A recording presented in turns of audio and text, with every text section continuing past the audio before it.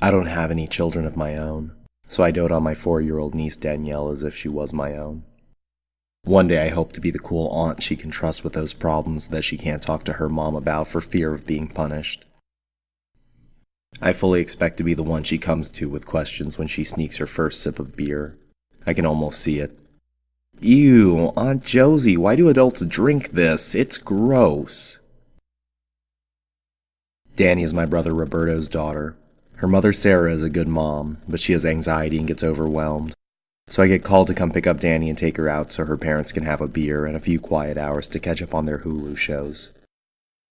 The day this whole thing started was like any other Danny Auntie day. It was a Saturday and I took Danny to her favorite burger joint. She had a single burger, extra pickles, no fries, and a high C. Then we went to the Goodwill for toys. I usually just take her to Target, but sometimes I like to take her to Goodwill so I can introduce her to the vintage toys I grew up with. After a few minutes in the toy aisle of the Goodwill, she settles on a small aquarium with a bag of those sea monkeys that disappointed children for generations. I decide to be forthcoming with her and warn her that those sea monkeys won't look like they do on the package. I tell her they are just tiny brine shrimp and that this package is so old I don't even think she'll be able to hatch them. She insists on wanting to try it anyway. She looks up at me with that smile that reminds me of Roberto's when he was little, and I was his overprotective sister. At $3, I figure we have nothing to lose. However, I insist she pick out a second toy so she can have something else to play with in case the sea monkeys don't turn out. She goes to rummage through the stuffed animal bin. Most of them are at least a bit raggedy and dirty. But somewhere in the middle of the bin, she finds a pink bunny in new condition. The bunny has an oversized head, floppy ears, and beautiful big eyes. The tag is still on, so I figure someone must have donated it to Goodwill as charity. On the car ride home, I ask her what she wants to name her new friend. She picks up the bunny and looks at it for a minute. She finally blurts out, "Pickles!" I call Sarah after work the next day and check on the progress of the sea monkeys. She tells me Danny forgot all about the sea monkeys because she loved her new bunny Pickles so much. She tells me Danny, Pickles, and a couple of stuffed animals are having a tea party outside. I ask if she can send me a picture. She offers to put the messenger call on video instead and turns the phone around. I can see Danny and her cadre of tea party attendees sitting around the small wooden table Roberto made for her. I watch Danny make animated gestures with her arms as if she's telling a story. Sarah tells me that she's never been this excited about a new stuffed animal. She seems to really be taking a shine to Pickles. The next day I get a text from Sarah. Danny seems more attached to Pickles than other stuffed animals she's had. Yeah? How so? She won't go anywhere without him. She brought him to the kitchen at dinner time, she plopped him up on the toilet at bath time, and she even designated the chair in her room as his seat. That's a little weird. Maybe she just needs more friends. Is she making any friends yet since she started school? No, she's a little introvert like your brother. Well, maybe I should start taking her to the park more. She talks to the kids there sometimes. Yeah, it would probably do her good to interact more with other kids. The next day arrives and I get another concerned text from Sarah. Danny told me that Pickles tells her he used to be a kid just like her. Oh, so she's really fleshing out a story for Pickles. Yeah, but it's starting to creep me out. Last night I woke up because I thought I heard whispering in her room. I went to check on her and she was sleeping soundly. However, Pickles was on the bed facing her, not in his chair. It was as if they had been having a conversation. I swear I heard another voice in there. Does the school have a counselor? Maybe it's time to talk to a counselor. The next day I don't get a text from Sarah until nighttime. I talked to the school counselor. The counselor said this sort of thing is common in children her age. This is the age children are starting to see themselves in relation to the rest of the world. He asked me if Danny was having any other behavioral issues. I said no. The typing dots appear indicating she hasn't finished her message yet. Then she continues. But today she became very territorial during her tea party. You know she generally doesn't like people joining her tea parties without asking, but she will always let people join if they ask. Well, Today, Roberto asked if he could join her tea party, and she actually yelled no. I replied, "That's so weird. I wonder if something else is going on. I'll come over and talk to her tomorrow since it's Friday, okay?" "Yeah, I know it's stupid, but I wonder if it's haunted. Maybe with the previous owner's soul?"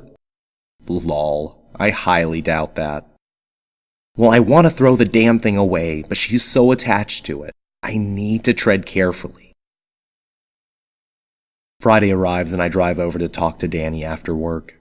Sarah comes to the door to let me in and tells me Danny is taking her bath. We head to the bathroom. Pickles is propped up on the toilet seat facing her. There are scribbles on the walls from where she drew with washable bath time paint.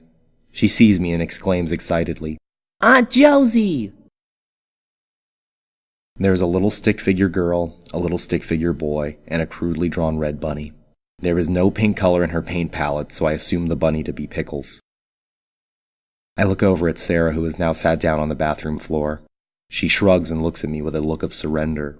I look at Danny, and then at the drawing. "Ooh, what an awesome drawing! You are getting so good! Is that you?"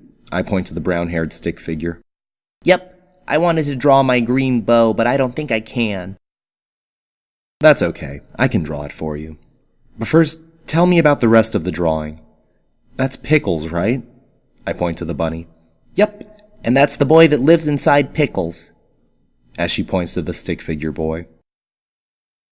I regret not giving this more urgency earlier in the week when Sarah first told me. I look at Sarah, who is now wide-eyed and nodding as if saying, "I told you this was weird." She's right. This whole thing is much weirder in person. I look over at Pickles, who is very much still sitting quietly on top of the toilet. I motion for Sarah to come outside the bathroom for a minute. In a hushed tone, I offer to take Danny to the park so we can talk some more. She tells me that the boy used to come to this park. She tells me that he was bad and couldn't come back to the park for a long time, but that now he comes back. I look around at the playground. There's kids going down slides, kids being pushed on swings by their parents.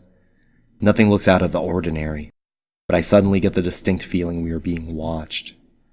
I already had that feeling during Danny's bath, but it is even more intense now. A shiver runs through me even though it's May in Texas. That night I offer to sleep over at my brother's and help him and Sarah figure out more about what's happening in the morning.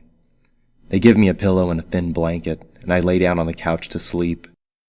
I wake up at some point throughout the night to see Danny tiptoeing towards the front door in her dinosaur pajamas. I drowsily cry out, "Danny, what are you doing?" She looks around and then leans down next to me as if whispering a secret. "Pickles said he doesn't like closed doors." Okay, enough was enough. I bolt upright and scramble over to her. I tell her we need to wake up her mom and dad. She protests, but I pick her up anyway and rush to the master bedroom with her in my arms. I wake up Roberto and Sarah. They come to the living room, and I catch them up on the events. Roberto tells Danny how disappointed he is in her. Danny looks down at the floor. Her lip starts trembling as if she's about to cry. I ask Danny if I can see Pickles for a minute. We all go to her bedroom. Pickles is in his chair, facing us. I pick him up. I'm not sure what I'm looking for. We've all seen Chucky, or are at least familiar with the premise. A good guy doll is possessed by the malevolent spirit of a serial killer and uses the body of the doll to continue his murder spree. I hope that is not what was happening here. I had hoped that if the bunny was haunted, it was haunted by the spirit of a little boy who just wanted friends. Now I wasn't so sure. While inspecting Pickles, I realized he felt a little heavier than most stuffed animals. But that wasn't what scared me the most. What scared me the most was what I felt behind his neck. There was an unusually thick seam sewn into the back of his neck. I turned him around and noticed that indeed, it appeared someone had cut Pickles' neck open in the back and sewn it back on. I told Danny that I would go open the front door like Pickles wanted and to stay here with her parents. I gave Roberto and Sarah a look and a nod that indicated I would do no such thing. That I simply needed to get the bunny away from Danny so I could inspect it further. While they kept Danny busy in her bedroom, I looked in the junk drawer in the kitchen for the scissors. I found them. I had used the scissors in that drawer before to set up Danny's piñata on her 4th birthday. I look at Pickles in the eyes one last time, expecting him to protest my dissecting him. I look around the kitchen, expecting the lights to suddenly dim or the shadows to start dancing the way people describe in supernatural accounts. I look into his big saucer eyes, expecting to see a glimmer of life, but there is nothing. Just translucent brown. But then, Pickles speaks in a sing-song child's voice. Please don't hurt me.